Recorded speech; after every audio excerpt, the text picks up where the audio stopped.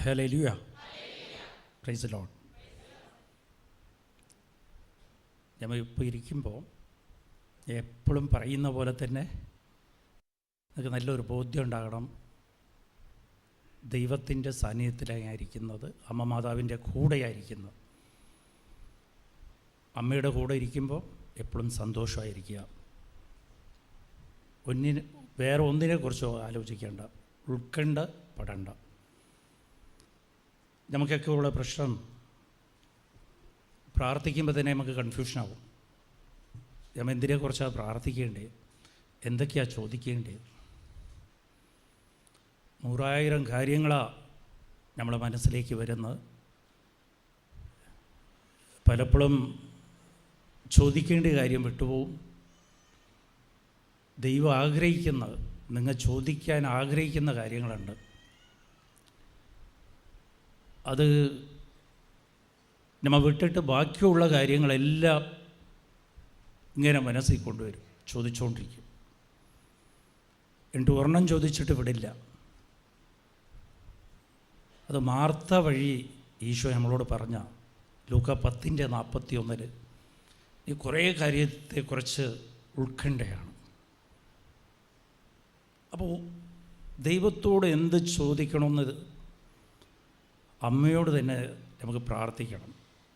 ഈ ഉടമ്പടി എന്ന് പറയുമ്പോൾ നമ്മളെ മനസ്സിലൊരു കുറച്ച് തെറ്റായ ധാരണയുണ്ട്. കുറേ അനുഗ്രഹങ്ങൾ നേടിയെടുക്കാനുള്ള ഒരു പ്രാർത്ഥന രീതിയാണ് ഉടമ്പടി എന്നാണ് പലവരും വിചാരിച്ചിരിക്കുന്നത്. അതില്ല. അത് നിങ്ങൾക്ക് ഒരു അനുഭവത്തിന് വേണ്ടിയിട്ടാണ്. ദൈവം നിങ്ങളുടെ കൂടെ ഉണ്ട്, അതിനു വേണ്ടിയിട്ടാണ് കുറേ അനുഗ്രഹങ്ങൾ കിട്ടപ്പെടുന്നത്. ഉടമ്പടി വഴി നമ്മ ദൈവമായിട്ട് അടുക്കുക ചെയ്യണം. അമ്മ മാതാവ് നമ്മ മനസ്സുകൊണ്ട് പലരും ദൈവമായിട്ട് ദൂരെയാണ്. അമ്മ ആഗ്രഹിക്കുന്നത് അവൻ പറയുന്നത് ഇങ്ങ് ചെയ്യുക. കാര്യം എന്താണെന്ന് വെച്ചാൽ ദൈവമായിട്ട് അടുക്കുമ്പോഴാണ് അത് ചെയ്യാൻ സാധിക്കുക. എന്തിനാ ദൈവമായിട്ട് അടുപ്പിക്കുന്നത്? നമ്മൾ ആഗ്രഹം അത് മാത്രമേ പാടുള്ളൂ. എനിക്ക് സ്വകാര്യ ബന്ധം ദൈവമായിട്ട് വേണം, പേഴ്സണൽ റിലേഷൻ. ശ്രദ്ധിച്ച് കേൾക്കുക, അത് പേഴ്സണൽ റിലേഷൻ. അതിനൊരു ഗുണമുണ്ട്. ദൈവമായിട്ട് സ്വകാര്യ ബന്ധം നമ്മൾ സ്ഥാപിക്കണം. അതാണ് ദൈവം ആഗ്രഹിക്കുന്നത്.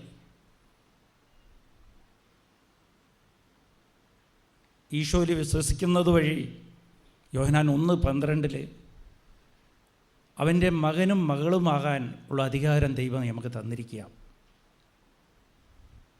പഴയ നിയമത്തിൽ മകനും മകളുമാകാനുള്ള ദൈവം പിതാവാണെന്ന് നമുക്കാർക്കും അറിയില്ല. ഈശോ ആണ് നമ്മളെ പഠിപ്പിച്ചത്. നീ എന്തിനാ വിഷമിക്കുന്നത്? ദൈവം നിൻ്റെ അപ്പനാണ്. അച്ഛനറിയാം മക്കൾ വിഷമിക്കുന്നത് അച്ഛന് സഹിക്കില്ല. അപ്പം ദൈവത്തിൻ്റെ കൂടെ നിൽക്കാനാണ് ദൈവത്തിൻ്റെ ആഗ്രഹം. അത് ദൈവം ഓരോരുത്തരെയും നമ്മൾ വിളിക്കുകയാണ്. ആ വിളി അറിയണം. അതിനാണ് തിരഞ്ഞെടുക്കപ്പെട്ടവരെന്ന് പറയണം. നമ്മൾ ഓരോരുത്തരുടെ ആഗ്രഹവും അതായിരിക്കണം. ഞാൻ തിരഞ്ഞെടുക്കപ്പെട്ട ലിസ്റ്റിൽ ഞാൻ ഉണ്ടാകണം. അത് തിരഞ്ഞെടുക്കപ്പെട്ടവരെന്താ? തിരഞ്ഞെടുക്കപ്പെട്ടവരെന്ന് വെച്ചാൽ എന്താ? ദൈവത്തിൻ്റെ ദാസനും ദാസിയായിരിക്കണം. ദൈവത്തിൻ്റെ ദാസൻ. യേശുക്രിസ്തു ദാസരായിരുന്നു. പിതാവിൻ്റെ ദാസരായിട്ട് നമുക്ക് കാണിച്ചു തന്ന. അപ്പോൾ തിരഞ്ഞെടുക്കപ്പെട്ടവരുടെ ലിസ്റ്റിൽ നമ്മൾ ഉണ്ടായില്ല എന്ന് നമുക്ക് എങ്ങനെ അറിയാൻ പറ്റും? ഞാൻ നിന്നെ ഈ ലോകത്തിൽ നിന്ന് തിരഞ്ഞെടുത്തിരിക്കുകയാണ്. നമ്മളെ പലവരുടെയും പ്രശ്നം ഇപ്പോൾ ഉടമ്പടി എടുക്കാൻ വന്നതാണെങ്കിലും നമ്മൾ ഉൾക്കണ്ട, പലവരുടെ ഉൾക്കണ്ടുള്ളത് ഞാൻ ഒറ്റപ്പെട്ടിരിക്കുകയാണ്, എന്നെ ആരും മനസ്സിലാക്കുന്നില്ല, എന്നോട് ആൾക്കാർക്ക് വെറുപ്പാണ്, എന്നെ വീട്ടിലാരും മനസ്സിലാക്കണില്ല, ഭർത്താവ് മനസ്സിലാക്കണില്ല, ഭാര്യ മനസ്സിലാക്കണില്ല, മക്കൾ മനസ്സിലാക്കുന്നില്ല, ഞാൻ ഒരു തെറ്റും ചെയ്യാതെ തന്നെ എന്നെ വെറുക്കുകയാണ് ആൾക്കാർ. ഇങ്ങനെയുള്ള അനുഭവം ഉള്ളവരെല്ലാവരും അവർക്കൊരു ബോധ്യം ഉണ്ടാകണം. നമ്മൾ തിരഞ്ഞെടുക്കപ്പെട്ട ലിസ്റ്റിൽ വന്നു കഴിഞ്ഞ് നമ്മളായിരിക്കും വേണ്ട, നമ്മൾ എന്ത് പറഞ്ഞാലും ആയിരിക്കും മനസ്സിലാകില്ല, നമ്മളെക്കുറിച്ച് ഇല്ലാത്ത എല്ലാം പറയും, നമ്മളോട് ആയിരിക്കും സ്നേഹമില്ല, ഈ ലോകത്തിൽ ആയിരിക്കും സ്നേഹമില്ല. യോഹന്നാൻ 15:19-20 ഈശോ പറയുകയാണ്, നീ ഈ ലോകത്തിൻ്റെ ആണെങ്കിൽ ഈ ലോകം നിന്നെ സ്നേഹിക്കും, ഞാൻ നിന്നെ ഈ ലോകത്തിലിരുന്ന് തിരഞ്ഞെടുത്തിരിക്കുക,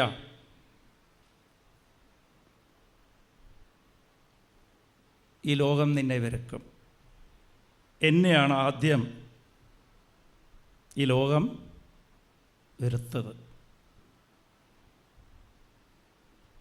അപ്പം അങ്ങനെ ഒരു അനുഭവം ഉണ്ടെങ്കിൽ ആ അനുഭവത്തെക്കുറിച്ച് സങ്കടപ്പെടുന്നത് വിട്ടിട്ട് സന്തോഷിക്കുക. ഞാൻ ഈ ലിസ്റ്റിലായി കിട്ടിയിട്ടുണ്ട്, തിരഞ്ഞെടുക്കപ്പെട്ടവരുടെ ലിസ്റ്റിലായി കിട്ടിയിട്ടുണ്ട്. അതേപോലെ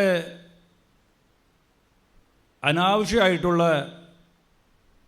സഹനങ്ങളൊക്കെ നമ്മളെ ജീവിതത്തിൽ കടന്നു പോകും, അതും തിരഞ്ഞെടുക്കപ്പെട്ടവരുടെ ലിസ്റ്റിലുള്ളതാണ്. എന്തിനാണ് ഞാൻ ഈ സഹിക്കുന്നത്, ഇതുകൊണ്ട് എനിക്ക് എന്ത് ലാഭം? ഒരു ലാഭമില്ലാത്ത കാര്യങ്ങളെല്ലാം ജീവിതത്തിൽ കൂടി കടന്നു പോകും.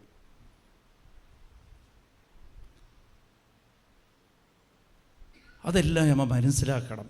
ഇത് ദൈവത്തിൻ്റെ രഹസ്യമാണ്, ഇതിൻ്റെ അകത്താണ് അനുഗ്രഹമുള്ളത്. നമ്മൾ ബലഹീനതയിലായിരിക്കും തിരഞ്ഞെടുക്കപ്പെട്ടവരുടെ ലിസ്റ്റിലുള്ളവർ. നമുക്കൊന്നും ചെയ്യാൻ സാധിക്കില്ല, നമ്മൾ എന്ത് ചെയ്താലും അത് പരാജയമായിട്ടാണ് നമുക്ക് തോന്നുന്നത്. എന്തോരം പ്രാർത്ഥിച്ചിട്ടും ചില കാര്യങ്ങൾ ദൈവം നമുക്ക് തോന്നും, എൻ്റെ പ്രാർത്ഥന എന്താ കേൾക്കപ്പെടാത്തത്?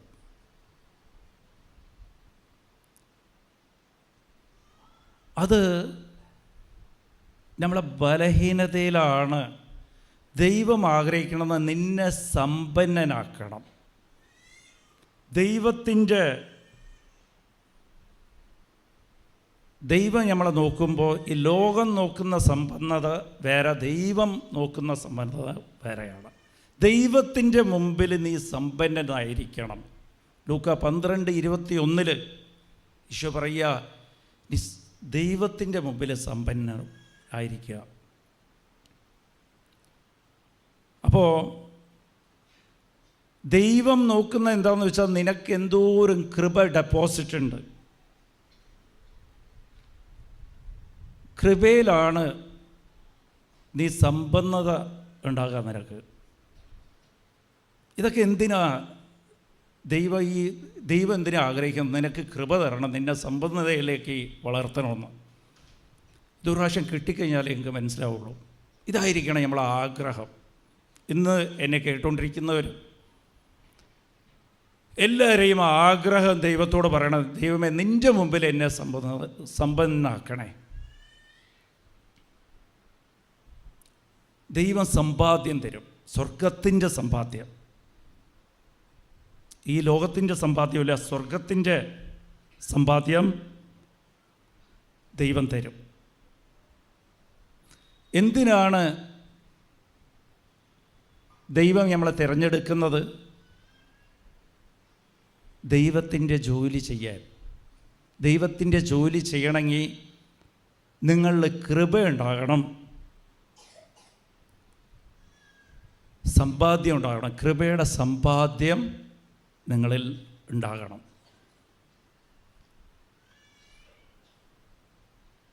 അത് കൃപയുടെ സമ്പാദ്യം എങ്ങനെയാണ് നമ്മളെ ജീവിതത്തിൽ ഉണ്ടാക്കിയെടുക്കുക? ഇതെല്ലാം ഞാൻ ഇപ്പോൾ പറയുമ്പോൾ നിങ്ങൾക്കിത് എന്തുകൊണ്ടാണ് പറയണമെന്ന് തോന്നിക്കുക. പക്ഷേ ഒരു പ്രാവശ്യം ദൈവത്തിൻ്റെ തിരഞ്ഞെടുക്കപ്പെട്ടവരുടെ ലിസ്റ്റിൽ നിങ്ങൾ വന്നു കഴിഞ്ഞാൽ അതിൻ്റെ ഗുണം ഞാൻ മനസ്സിലാക്കി തരാം, പ്രതിഫലവും ഞാൻ മനസ്സിലാക്കി തരാം. അപ്പോൾ എങ്ങനെയാണ് സമ്പത്ത് ഉണ്ടാക്കിയെടുക്കുക? അത് നമ്മളെ സഹനങ്ങൾ, നമ്മളോടുള്ള വെറുപ്പ്, നമ്മൾ ആഗ്രഹിക്കാത്ത വേദന നമുക്ക് വരുമ്പോഴും നഷ്ടം നമുക്ക് വരുമ്പോഴും ഇതെല്ലാം പലവരും അപമാനങ്ങൾ നമുക്ക് തരും. ഒറ്റപ്പെടലുണ്ടാകാം.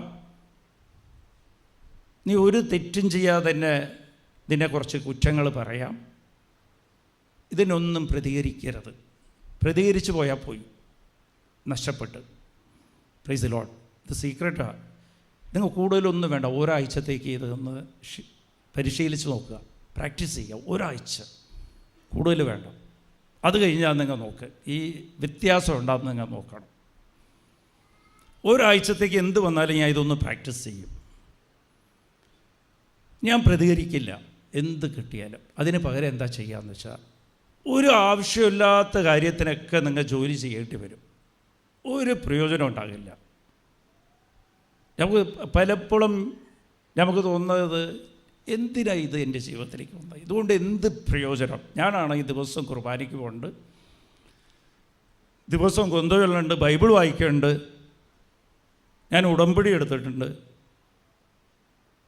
പക്ഷെ ഉടമ്പടി വഴി അമ്മ മാതാവ് ആഗ്രഹിക്കുന്നത് നീ ദൈവത്തിൻ്റെ തിരഞ്ഞെടുക്കപ്പെട്ടവരാകണം. ഈ അനുഗ്രഹങ്ങളൊക്കെ ചെറിയ കാര്യം, അതൊക്കെ നഷ്ടപ്പെടും കുറേ കഴിഞ്ഞാൽ. നിങ്ങൾക്ക് അത് മടുപ്പ് തോന്നിക്കും.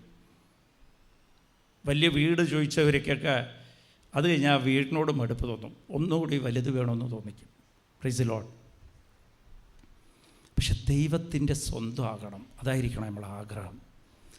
അപ്പോൾ നമ്മൾ ഈ സഹനങ്ങളൊക്കെ ഞാൻ പറഞ്ഞത് എങ്ങനെയാണ് സമ്പാദ്യം ഉണ്ടാക്കുക. ദൈവം ആഗ്രഹിക്കുന്നത് തിരഞ്ഞെടുക്കപ്പെട്ടവരുടെ കയ്യിൽ സമ്പാദ്യം ഉണ്ടാകണം. അവരെയാണ് ദൈവം പ്രയോജനപ്പെടുത്തുക. സമ്പാദ്യം ഉണ്ടാക്കിയെടുക്കുന്നത് എങ്ങനെയാണ്? നമുക്ക് വരുന്ന സഹനങ്ങളെല്ലാം, അനാവശ്യമായിട്ട് നീ അനുഭവിക്കുന്ന വേദനകളെല്ലാം നീ ദൈവത്തിന് വേണ്ടി കാഴ്ചവെക്കണം. കുറ്റം പറയാതെ ദൈവത്തിന് വേണ്ടി കാഴ്ചവെക്കണം. ദൈവത്തിൻ്റെ ആഗ്രഹത്തിന് വേണ്ടി കാഴ്ചവെക്കണം. ദൈവത്തിൻ്റെ ആഗ്രഹം ഒരാത്മാവും നഷ്ടപ്പെട്ടു പോകരുത്. എല്ലാ ആത്മാക്കളുടെ രക്ഷയ്ക്ക് വേണ്ടി കാഴ്ചവെക്കണം. നീ വീട്ടിൽ കൂടി നടന്നു പോകുമ്പോൾ ഒരു കല്ലേക്ക് തട്ടി കാലിൽ ചോര, പ്രാർത്ഥിച്ചുകൊണ്ടാണ് പോയത്. പള്ളിയിരുന്ന് കുർബാന കഴിഞ്ഞിട്ടാണ് പോകുന്നത്. വീണ് പള്ളിയിരുന്ന് പുറത്തിറങ്ങിയപ്പോഴത്തേക്കും നമുക്ക് തോന്നി, ഒരുത്തനോടില്ല ഒരുത്തിയോട് ക്ഷമ പറഞ്ഞേക്കാം. ക്ഷമ പറയാൻ പോകുമ്പോഴാണ് 4 പേരുടെ മുമ്പിൽ വെച്ചാൽ കൂടുതൽ ചീത്ത അങ്ങോട്ട് കേൾക്കുക. Price the Lord. ഇന്ന് ഭർത്താവായിട്ട് രമ്യപ്പെടാം, ദിവസം വഴക്കാണ് എന്ന് പറയുമ്പോഴാണ് ഇല്ലാത്തത് പറഞ്ഞ് പിന്നെയും തലയിൽ കയറുക. Price the Lord. അപ്പം പറയണം, ഈശോയെ എനിക്കൊരു പരാതിയുമില്ല, ഈ സമ്പാദ്യം ഇത് ഞാൻ കാഴ്ചവെക്കുക. ഒരു ആത്മാവിനെ ഇതിൻ്റെ പേരിൽ നീ രക്ഷിക്കാൻ പറ്റുമോ? ഇങ്ങനെയാണ് നിനക്ക് സമ്പാദ്യം കിട്ടുക.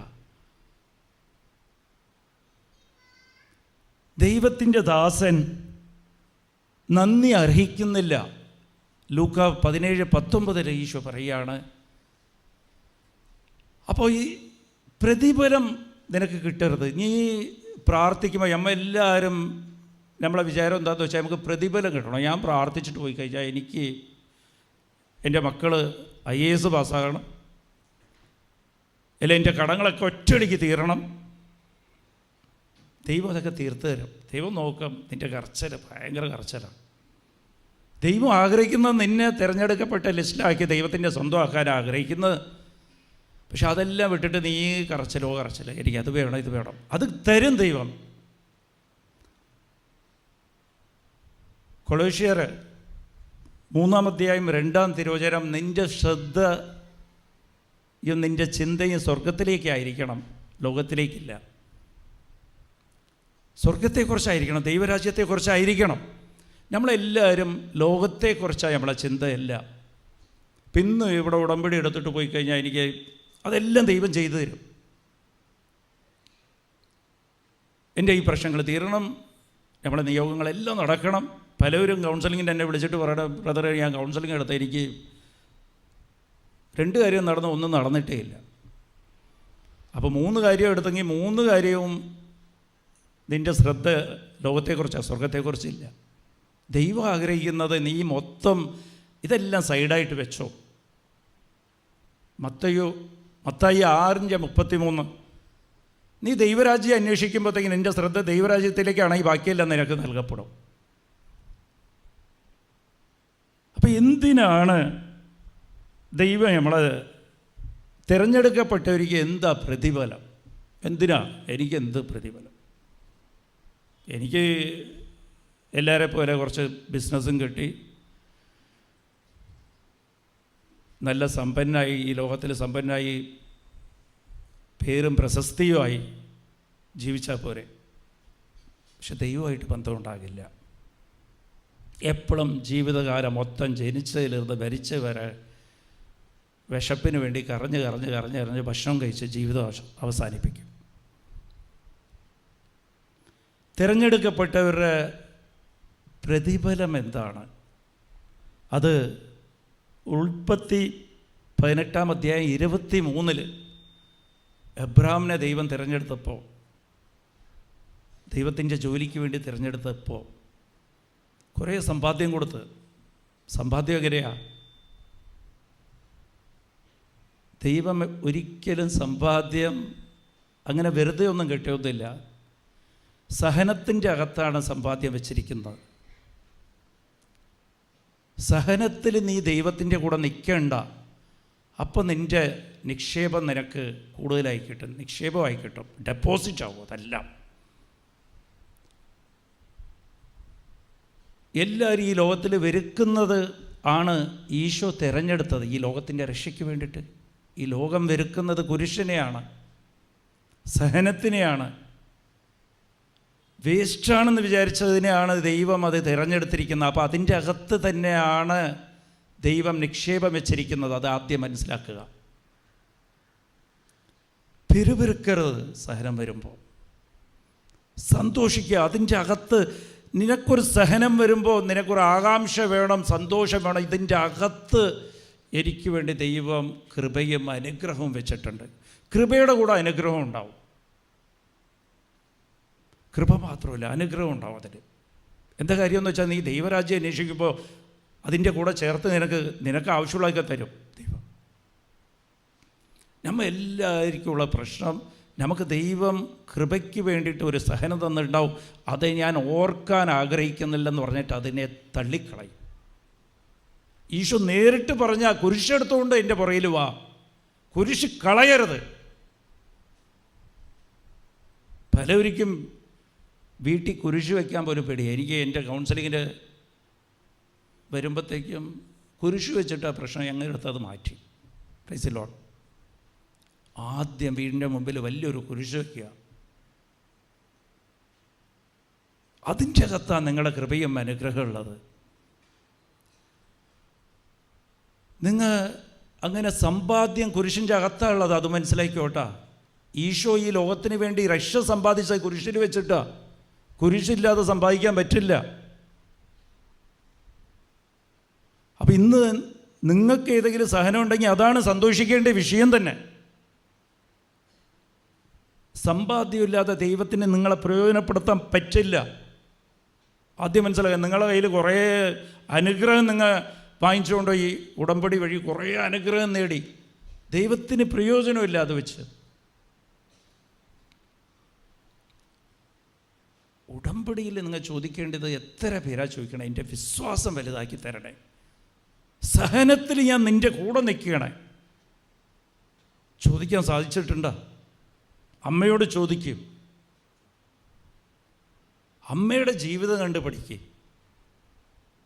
സൃഷ്ടാവ് കൂടെ ഉണ്ടായിട്ടും എങ്ങനത്തെ ജീവിതമാണ് ജീവിച്ചത്? എന്തെങ്കിലും ചോദിച്ചിട്ടുണ്ടോ? എന്തെങ്കിലും പിറുപിറുത്തിട്ടുണ്ടോ? കുറ്റം പറഞ്ഞിട്ടുണ്ടോ? ആ അമ്മയുടെ മുമ്പിലല്ലേ അമ്മ ഇരിക്കുന്നത്. പിന്നെ ഞാൻ ഇതിൻ്റെ പ്രതിഫലം പറഞ്ഞു തരാം. തിരഞ്ഞെടുക്കപ്പെട്ടവരാണെങ്കിൽ ദൈവത്തിൻ്റെ തിരുമനസ്സ് നമ്മളോട് ആലോചിക്കും. തിരഞ്ഞെടുക്കപ്പെട്ടവരോട് ദൈവത്തിൻ്റെ തിരുമനസ്സ് നമ്മളെ അറിയിക്കും. അബ്രാഹാമിനോട് ചോദിച്ചിട്ടാ ദൈവം സോദോം ഗൊമോറയെ ശിക്ഷിക്കാൻ പോകുമ്പോൾ അബ്രാഹാമിനോട് ആലോചിച്ച് ഞാനിങ്ങനെ പോവുകയാണ്. നിങ്ങളോട് ആലോചിക്കും, നിങ്ങൾക്ക് വെളിപ്പെടുത്തി തരും. നീ ഈ വിഷയത്തെക്കുറിച്ച് പ്രാർത്ഥിക്കുക. നിൻ്റെ കയ്യിൽ സമ്പാദ്യമുണ്ട്, ഞാൻ നിനക്ക് വേണ്ടി അവരെ രക്ഷിക്കാം, നിനക്ക് വേണ്ടി ഇവർക്ക് മാനസാന്തരം തരാം, നിനക്ക് വേണ്ടി നിൻ്റെ ഭർത്താവിന് മാനസാന്തരം തരാം, നിന്നെ മക്കൾക്ക് തരാം, നിൻ്റെ അയൽക്കാരിക്ക് തരാം. ദൈവം നിങ്ങളെ അറിയിക്കും ഇവർക്കിപ്പോൾ പ്രാർത്ഥന ആവശ്യമുണ്ടെന്ന്. എത്ര പേർക്ക് ഇതിൽ? കുറേ പേർക്ക് അനുഭവം ഉണ്ടാകാം. എനിക്കനുഭവമുണ്ട്. അതിന് നമ്മൾ വില കൊടുക്കണം. പക്ഷെ ദൈവം കൂടെ ഉണ്ടാവും. വിഷമിക്കേണ്ട. ഈ സഹനത്തിൽ ദൈവം കൈ പിടിച്ചുകൊണ്ട് നടക്കും നിന്നെ. ദൈവത്തിന് ഒരാൾ ആവശ്യമുണ്ട് മറ്റുള്ളവരെ രക്ഷിക്കാൻ. മറ്റുള്ളവർ ഈശോനെ അറിയണ്ട, പക്ഷെ അവർ രക്ഷ പ്രാപിക്കും. Price the Lord. എൻ്റെ സ്വന്തം അനുഭവത്തിരുന്നാണ് ഞാൻ പറയുന്നത്. എൻ്റെ അച്ഛൻ, ഞങ്ങളെല്ലാം ഹിന്ദുക്കളായിരുന്നു. 2011 ജ്ഞാനസ്ഥാനം എടുത്തത്. അത് ഞാൻ പല സാക്ഷ്യത്തിൻ്റെ സ്പീച്ചിൽ ഞാൻ പറഞ്ഞിട്ടുണ്ട്. അച്ഛൻ ആർമിയിലായിരുന്നു. അച്ഛന് ഈശോനെ അറിയില്ല. അമ്മ 97 മരിച്ചതിന് ശേഷം ആർമിയിലായതുകൊണ്ട് മദ്യപാനവും കൂടി. മദ്യപാനമാണ് അത് അഡിക്ഷൻ പോലെ ആയിപ്പോയി അച്ഛന്. എനിക്ക് നല്ല വിഷമമുണ്ടെങ്കിലും പിന്നെ ഞാൻ അച്ഛന് വേണ്ടി പ്രാർത്ഥിക്കും. എന്നാലും അച്ഛന് ഈശോനെ അറിയില്ല. 2009 ഫെബ്രുവരി 2 ആണ് അച്ഛൻ മരിക്കുന്നത്. അന്ന് കാലത്തെ ഞാൻ ദിവസം പോകുമ്പോൾ അച്ഛൻ ഇങ്ങനെ തനിച്ചിരിക്കും. അത് ആർമിയിൽ നിന്ന് കിട്ടുന്ന ആ കുപ്പി ഇങ്ങനെ കഴിച്ചുകൊണ്ടിരിക്കും. ഞാൻ ഇനി പറയാൻ പോയാൽ വിഷമമാകുമ്പോൾ ഒറ്റയ്ക്കാണല്ലോ ഇരിക്കുന്നത്. അപ്പോൾ ഞാൻ ഒന്നും മിണ്ടുകയില്ല. 1-2 പ്രാവശ്യം പറയും. അത് വിഷമമാവുമെന്ന് വെച്ചിട്ട് ഞാൻ ഒരു പ്രാവശ്യം പറഞ്ഞപ്പോഴത്തേക്ക് അച്ഛൻ്റെ കണ്ണ് നിറഞ്ഞു. അപ്പോൾ എനിക്ക് തോന്നി അച്ഛനങ്ങനെ ഒരു തോന്നലുണ്ടാവും, എന്നോട് അധികാരം ചെയ്യുകയാണ്, എനിക്ക് ആരുമില്ലെന്ന് തോന്നൽ വരുമെന്ന്. ഞാൻ പിന്നെ മിണ്ടില്ല. ഒറ്റയ്ക്ക് ഒരു റൂമിലിരിക്കും. ഞാൻ പോയി കുറച്ച് നേരം സംസാരിക്കും. ശരിക്കും ഭക്ഷണം കഴിക്കില്ല. Price the Lord. ഈ 2 കാലത്താകുമ്പോൾ ഞാൻ ദിവസവും പ്രാർത്ഥിക്കുമ്പോൾ, അമ്മയോട് പ്രാർത്ഥിച്ചുകൊണ്ടിരിക്കുമ്പോൾ എനിക്കൊരു വെള്ള കൊന്ത അമ്മ കാണിച്ചു തന്നു. എൻ്റെ അച്ഛൻ്റെ മുഖവും കാണിച്ചു തന്നു. അപ്പോൾ എനിക്ക് തോന്നി ഇന്ന് അച്ഛനോട് എന്തെങ്കിലും പറഞ്ഞ്. ഞാൻ പലപ്പോഴും ഈശോനെക്കുറിച്ച് പറയാൻ ഇങ്ങനെ തുടങ്ങും. അച്ഛൻ മദ്യപാനത്തിലായിരിക്കും. അത് നിർത്തും, അത് മനസ്സിലാവുകയില്ല. അപ്പോൾ ഞാൻ വിചാരിച്ച് ഇന്ന് എൻ്റെ വൈകുന്നേരം വരുമ്പോൾ ഞാൻ അത് കാർ ഓടിച്ചുകൊണ്ടിരിക്കുമ്പോഴാണ് എനിക്ക് തോന്നുന്നത് അച്ഛന് ഇത് ഒരു വെള്ള കൊന്തയും കാണിച്ചതെന്ന്, അച്ഛൻ്റെ മുഖം കാണിച്ചതെന്ന്. ഇന്ന് വീട്ടിൽ പോയിട്ട് അച്ഛന് ഒരു കൊന്ത അണിയിച്ചു കൊടുക്കണം. Price the Lord. അപ്പോഴാണ് രാത്രി 9 മണി ഞാൻ എൻ്റെ ഓഫീസിലിരിക്കുക.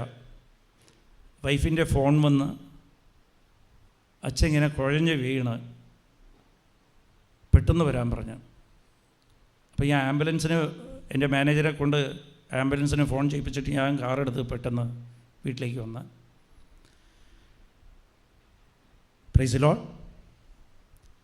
നോക്കുമ്പോഴത്തേക്കും അച്ഛൻ്റെ ശ്വാസം വലിച്ചുകൊണ്ടിരിക്കുക. കണ്ണൊക്കെ ഇങ്ങനെ മുകളിൽ പോയിക്കൊണ്ടിരിക്കുക. അവസാന നേരമാണ്.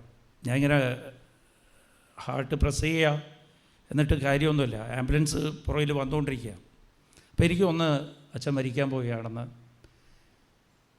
ഞാൻ ഈശോടത്ത് പറഞ്ഞു, ഈശോയെ നിന്നെ അറിയാതെ തന്നെ അച്ഛൻ മരിക്കാൻ പോവുകയാണെന്ന് എൻ്റെ മനസ്സിൽ തോന്നുക. അച്ഛൻ്റെ ജീവൻ എന്താവും, നിത്യജീവൻ എന്താവും, അതായിരുന്നു എൻ്റെ സങ്കടം. പരിശുദ്ധാത്മാവ് എനിക്ക് വെളിപ്പെടുത്തി, വിശ്വാസം ഉണ്ടെങ്കിൽ രക്ഷ പ്രാപിക്കും. ഇപ്പം വിശ്വാസം എങ്ങനെയാണ് ലഭിക്കുന്നത്? അതിനാണ് ഈ ഉടമ്പടിയിൽ നിങ്ങളോട് പറയുന്നത് അരമണിക്കൂർ ബൈബിൾ വായിക്കാൻ. റോമ 10:17 കേൾവി കൊണ്ടാണ് വിശ്വാസം ഉണ്ടാകുക. ഞാൻ എൻ്റെ ഭാര്യയോട് പറഞ്ഞ് പെട്ടെന്ന് ബൈബിൾ എടുത്തു കൊണ്ടുപോകാം. ഇപ്പോൾ ഞങ്ങളെല്ലാ മുറിയിലും ബൈബിളുണ്ട്. നിങ്ങളെല്ലാ മുറിയിലും ബൈബിൾ ഉണ്ടാകണം കേട്ടോ. ഇരിക്കുന്ന സ്ഥലത്ത് കിടക്കുന്നതിൻ്റെ അപ്പുറം ഒരു 4-5-6 ബൈബിൾ വാങ്ങിച്ച് നോക്കി. ബാഗിൽ എത്ര ബാഗ് യൂസ് ചെയ്യുമോ നിങ്ങൾ പോകുന്ന സ്ഥലത്തൊക്കെ ഒരു ബൈബിൾ ഉണ്ടാകണം. ബൈബിൾ അവളെടുത്ത് ഞാൻ പറഞ്ഞു ഏതെങ്കിലും പേജ് എടുത്ത് പുതിയ നിയമത്തിൽ ഇരുന്ന് വായിക്കാൻ പറഞ്ഞു. Price the Lord. അവളെടുത്ത് വായിച്ച്, അച്ഛൻ ഞാൻ പറഞ്ഞു ചെവിയുടെ അടുത്തിരുന്ന് വായിക്കുക, അച്ഛൻ്റെ ചെവിയുടെ അടുത്തിരുന്ന് വായിക്കാൻ പറഞ്ഞു. അവൾ വായിച്ച് അച്ഛൻ്റെ ജീവൻ പോയി. Price the Lord. എന്നിട്ട് മുകളിലാണ് എൻ്റെ പ്രാർത്ഥനാ മുറി. ഞാൻ അച്ഛനെ കിടത്തി ആരെയും വിളിച്ചില്ല. എനിക്ക് വേറെ ഒരു കാര്യവുമില്ല. അപ്പം നിൻ്റെ കൊളോഷ്യർ 3:2 പറയുന്നത് നിൻ്റെ ശ്രദ്ധ സ്വർഗത്തിലേക്കായിരിക്കണം, നിൻ്റെ ചിന്ത സ്വർഗത്തിലേക്കായിരിക്കണം, ലോകത്തിലേക്കില്ല. നീ ആരെ വിളിക്കണം? ആംബുലൻസ് വിളിക്കണം, നാട്ടുകാരെ അറിയിക്കണം, സ്വന്തക്കാരെ അറിയിക്കണം, അച്ഛൻ്റെ അനിയനുണ്ട്, ചേച്ചിയുണ്ട്, അവരെ അറിയിക്കണം. അതൊന്നുമില്ല പ്രശ്നം. അതൊക്കെ ലോകത്തിൻ്റെ ചിന്തയാണ്. നിൻ്റെ ചിന്ത അച്ഛന് നിത്യജീവൻ കിട്ടുകയില്ലേ, അതാണ് നിൻ്റെയും ചിന്ത. അതായിരിക്കണം. എൻ്റെ മകന് നിത്യജീവൻ, എൻ്റെ ഭർത്താവിന്, എൻ്റെ സ്വന്തക്കാരിക്ക്. എൻ്റെ സ്ഥാനം അവിടെ എന്തായിരിക്കും? ദൈവത്തിൻ്റെ മുമ്പിൽ എൻ്റെ സ്ഥാനം എന്തായിരിക്കും? അതായിരിക്കണം നിൻ്റെ വിചാരം. ഞാൻ മുകളിലേക്ക് പോയി അമ്മയോട് പറഞ്ഞു മുട്ടിപ്പേ നിന്ന്. ഇപ്പം എൻ്റെ ഭാര്യയ്ക്കൊന്നും മനസ്സിലായില്ല. അവരൊക്കെ അവിടെ ഇരിക്കുക. ഞാൻ പറഞ്ഞു ഒന്നും വേണ്ടണ്ട, വാതിലടയ്ക്കുന്ന പറഞ്ഞു.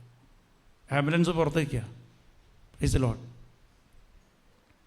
അപ്പോൾ അവർ വന്നൊക്കെ നോക്കിയാൽ ഒന്നും കാര്യമില്ല. ഞാനല്ലേ വിളിച്ച് പറയട്ടെ. ഞാൻ മുകളിൽ പോയി വാതിലടച്ച് അമ്മയുടെ മുമ്പിൽ ഇരുന്ന്, അമ്മ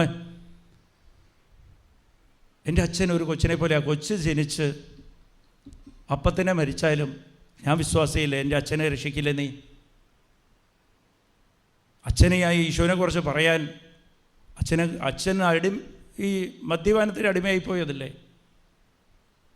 എങ്ങനെയാണ് അറിയിക്കുക? പക്ഷേ എൻ്റെ വിശ്വാസം നിനക്ക് എടുക്കാമല്ലോ, കണക്കിലെടുക്കാമല്ലോ. എൻ്റെ വിശ്വാസം എടുത്തിട്ട് നീ അച്ഛനെ രക്ഷിക്കുന്നല്ലോ. അമ്മയോട് ഞാൻ ചോദിച്ച. പിന്നെ അതുമാത്രമല്ല, ഞാൻ വചനം കേൾപ്പിച്ചിട്ടുണ്ട് കേട്ടോ. ഞാൻ വചനം കേൾപ്പിച്ചിട്ടുണ്ടേ. അമ്മയോടെ ഞാൻ പറഞ്ഞ, ഞാൻ കണ്ണും പൂട്ടിയിട്ട് പ്രാർത്ഥിക്കണം. അമ്മയോട് പറഞ്ഞ് ബൈബിള് തുറക്കാൻ പറഞ്ഞു. ഞാൻ ബൈബിള് തുറന്ന് കണ്ണും പൂട്ടി വിരൽ വെച്ചപ്പോഴത്തേക്ക് എനിക്ക് 2 കൊരിന്ത്യർ 4:14 ശ്രദ്ധിക്കണം. ഇങ്ങനെ ഒരു വാക്ക് ബൈബിളിൽ ഉള്ളതായിട്ട് എനിക്കറിയില്ല. പലപ്പോഴും വായിച്ചിട്ടുണ്ട്. ഈശോനെ ഉയർപ്പിച്ച ദൈവം നിങ്ങളെ ഉയർപ്പിക്കും എന്ന് വെച്ചാൽ അച്ഛനെ ഉയർപ്പിക്കും. അതിൻ്റെ അടുത്ത വാക്ക് 15 കിടക്കണത്, ഇത് നിനക്ക് വേണ്ടിയിട്ടാണ്. Price the Lord. It is for your sake. നിനക്ക് വേണ്ടിയിട്ടാണ്. Price the Lord. നിനക്ക് വേണ്ടിയിട്ടാണെന്നുണ്ടെങ്കിൽ എനിക്ക് വേണ്ടിയിട്ടാണ്, നിനക്ക് വേണ്ടിയിട്ടാണ്. അതിന് നിൻ്റെ കയ്യിൽ സമ്പാദ്യം ഉണ്ടാകണം. Price the Lord. മറ്റാത്മാക്കളെ രക്ഷിക്കാൻ നിൻ്റെ കയ്യിൽ സമ്പാദ്യം ഉണ്ടാകണം. നിൻ്റെ ഭർത്താവിൻ്റെ മാനസാന്തരത്തിന് നിൻ്റെ കയ്യിൽ സമ്പാദ്യം ഉണ്ടാകണം. നിൻ്റെ ഭാര്യയുടെ മാനസാന്തരത്തിന് നിൻ്റെ കയ്യിൽ സമ്പാദ്യം ഉണ്ടാകണം. നീ ഒരാൾക്ക് വേണ്ടിയിട്ട് ക്യാൻസർ മാറണമെന്ന് പ്രാർത്ഥിക്കുമ്പോൾ നിനക്ക് വേണ്ടിയിട്ടാണ് ഞാൻ അവൾക്ക് കുറച്ച് കാലം കൂടി തരുന്നത്. നിനക്ക് വേണ്ടിയിട്ടാണ് ഞാൻ അവൾക്ക് കുറച്ച് കാലം കൂടി, അവനിക്ക് കുറച്ച് കാലം കൂടി തരുന്നത്. നിൻ്റെ കയ്യിൽ സമ്പാദ്യം ഉണ്ടാ? നീ പ്രാർത്ഥിക്കുമ്പോൾ നിൻ്റെ കയ്യിൽ സമ്പാദ്യം ഉണ്ടാകണം ഉടമ്പടി വഴി. Price the Lord. ഹല്ലേലൂയ. അപ്പം ഇത് വേണം നമ്മൾ ആഗ്രഹം. ദൈവം ആഗ്രഹിക്കുന്നത് ഇതാ. നിന്നെ ഒരു ഉറുമ്പ് കടിച്ചാലും, ദൈവമേ ഇതുപോലെ ഒരു 10 പ്രാവശ്യം ഉറുമ്പിനെ കടിച്ചിട്ടുണ്ട്, ഈ വേദന കൊണ്ട് ഒരു ആത്മാവിനെ രക്ഷിക്കാൻ പറ്റുമോ? ഒരു കരച്ചിലില്ല, ഒരു പരാതിയില്ല. ഒരിക്കലും ഒരു പരാതി പാടില്ല. നീ സമ്പന്നാവും ദൈവത്തിൻ്റെ മുമ്പിൽ. സമ്പന്നത ഉണ്ടെങ്കിൽ ദൈവം നിന്നെ പ്രയോജനപ്പെടുത്തും. നിൻ്റെ സമ്പാദ്യം ദൈവം അത് കാഴ്ചയായിട്ട് എടുത്തിട്ട് മറ്റുള്ളവർക്ക് പ്രയോജനപ്പെടുത്തും. മറ്റുള്ളവരുടെ രക്ഷയ്ക്ക് വേണ്ടിയിട്ട് അത് പ്രയോജനപ്പെടുത്തും. അപ്പം നീ ദൈവത്തിൻ്റെ സ്വന്തമായി തീരും. ദൈവത്തിൻ്റെ കൂടെ ചേർന്ന് നീ ജോലി ചെയ്യുന്നവരായിട്ട് മാറും. Price the Lord. Hallelujah, hallelujah, price the Lord.